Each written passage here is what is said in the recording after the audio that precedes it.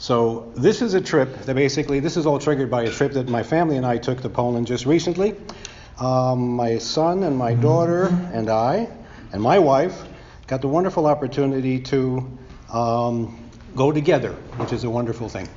And I took this opportunity to basically teach my children about their heritage by virtue of this mission with this trip. So this is not a tourist trip. This is not a, hey, and here we are standing in front of the column of blah, blah, blah. This is a really heartfelt, very strong thing.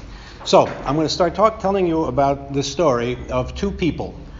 Somebody once asked me, some of you may not know, I was not born in this country. I was born in Argentina. And somebody once asked me, why were you born in Argentina? And the answer is because Adolf Hitler became Chancellor of Germany, because Joseph Stalin was in charge of Russia, Soviet Russia, and because Neville Chamberlain was a poophead. That's why I was born in Argentina. And I eventually came to the United States. So this story is about two kids, these two kids, who would never, ever have known each other, who would never have met, who would not have married, certainly, except for the fact that there were a lot of people involved in their lives that they didn't want involved in their lives. So this is their root. My parents came from Warsaw, my father's family, and Vilnius, which was then Poland, is now Lithuania. That was my mother's family. And you can see they kind of very long trip to get to a place called Murnau. Murnau is in the Bavarian Alps. It's a beautiful town, a lovely village, but a lot of not so lovely stuff happened there. So these are the players that brought my parents together. You know some of these people. The one you don't know is the guy in the picture on the bottom. That was an SS general named Ernst Otto Fick. And on April 29th, about 8 days before the end of World War II, he showed up with a load of SS to execute everybody in my father's POW camp. Unfortunate for him, very fortunate for me, at roughly that moment in history, the United States 12th Armored Division, a lead element of Patton's Third Army, showed up on the other side. There will be destruction, there will be rebuilding. It's a given. And you're going to see a lot of that as we move forward in this presentation. So I want to give you, first of all, you have to understand Polish culture. Polish people are more devoted to personal liberty than anybody on the planet. Anybody on the planet. It was almost a pathology. They ran a government at one point which had a thing called the liberum veto, which meant one guy could get up in the middle of a long congressional session, say, I object, and invalidate everything that happened. Which meant that the Germans bought a guy, the Prussians bought a guy, the Austrians bought a guy, everybody bought a guy. So liberty is very important to Polish people. Let me give you a sense of Poland and what it's all about. Okay, Poland goes back as far as 500,000 years. There are things that have been there. A little more recently, actual Neolithic migrations 5,000 years ago. Agricultural communities in Poland 400 years ago. So when you talk about Poland, I'm looking at you, Liz Wang, 4,000 years, we got you matched. We had it there, okay? The first Polish monarchy, which most people don't know about, was almost over 1,000 years ago, okay? 963 AD. And there was a thing called a Polish-Lithuanian Commonwealth, which I'll tell you a little bit more about momentarily, which was established in 1386, and Poles were very progressive.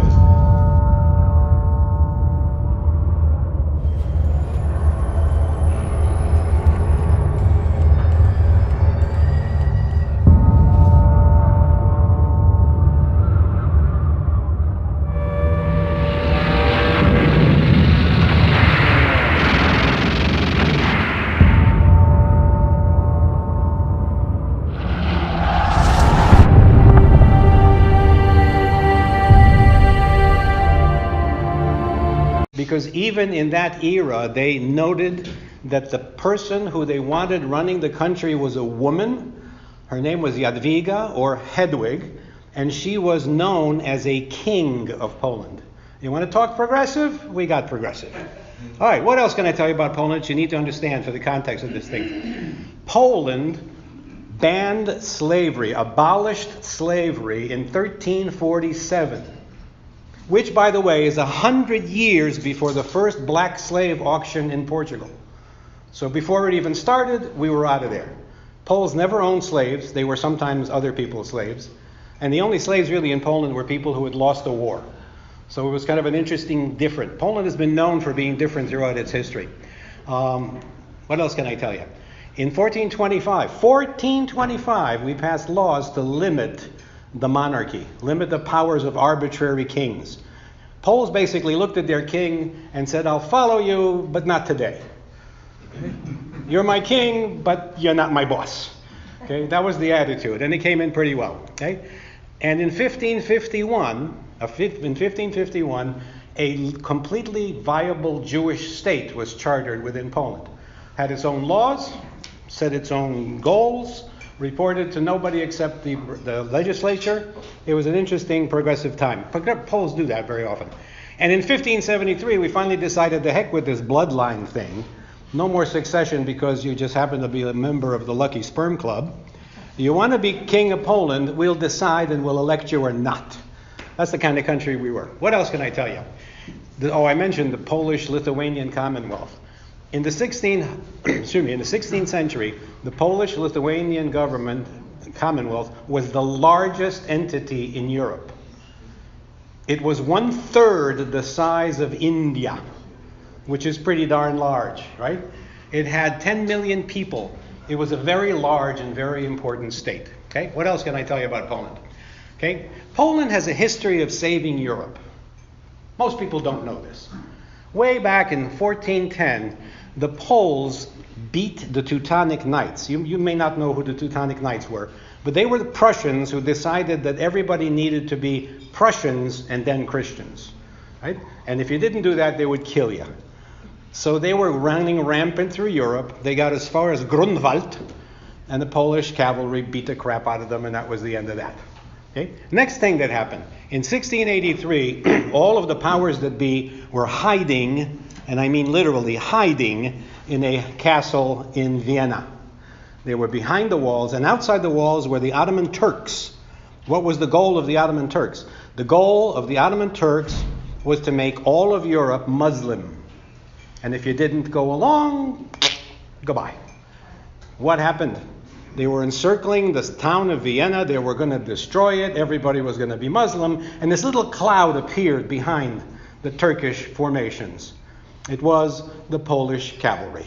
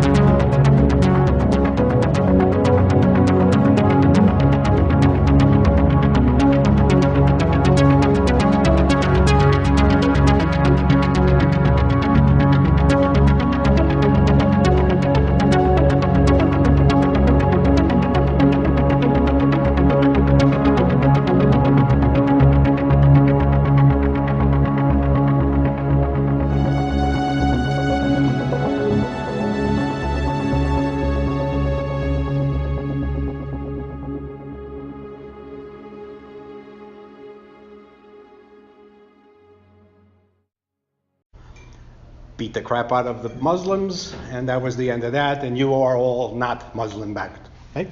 What else did we do? Oh, by the way, how did Poland get thanked for all of this? By being partitioned 3 times.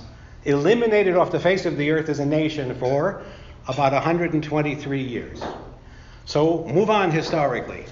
Next time, Poland saves Europe again. You may or may not know, but at the end of World War I, Poland was reconstituted as a country, and of course the Soviets, the Bolsheviks, ran Russia.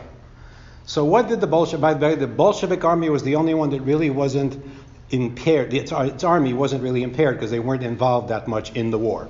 So they had a full, big, robust force. They started moving west. They were going to make everybody communist, and there was a pretty good chance, an excellent chance, that they were going to run right to the British Channel, and you all would have been communists. Except for one little thing. A force of light Polish cavalry at the Vistula River stopped that. And of course, how did we get thanked a few number of years later? Well, in 1936 to 1939, appeasement, Neville Chamberlain were sold out, and you're on your own. See, I know we had an alliance, but hey, we can't do much about that. And by the way, one of the worst things that happened was the British government and the French government kept saying to the Poles, do not mobilize. Do not mobilize, because it will offend Herr Hitler.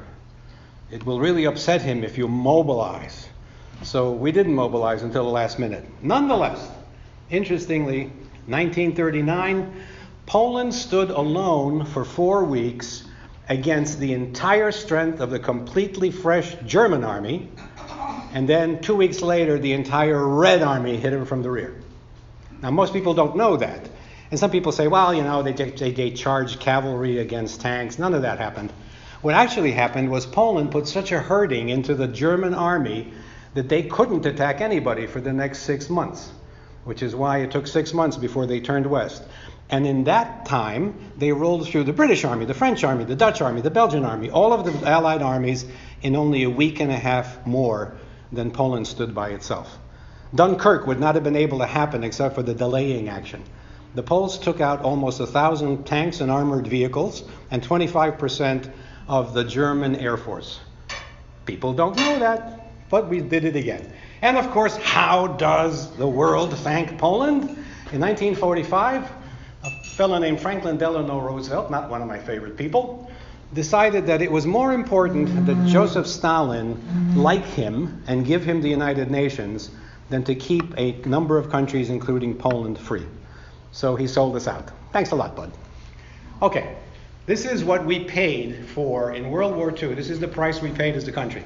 Number one, the total population loss in Poland was 11 million people, 1/3 of its population. Not dead, but gone and never to return. Okay? People left the country, like my parents, who would never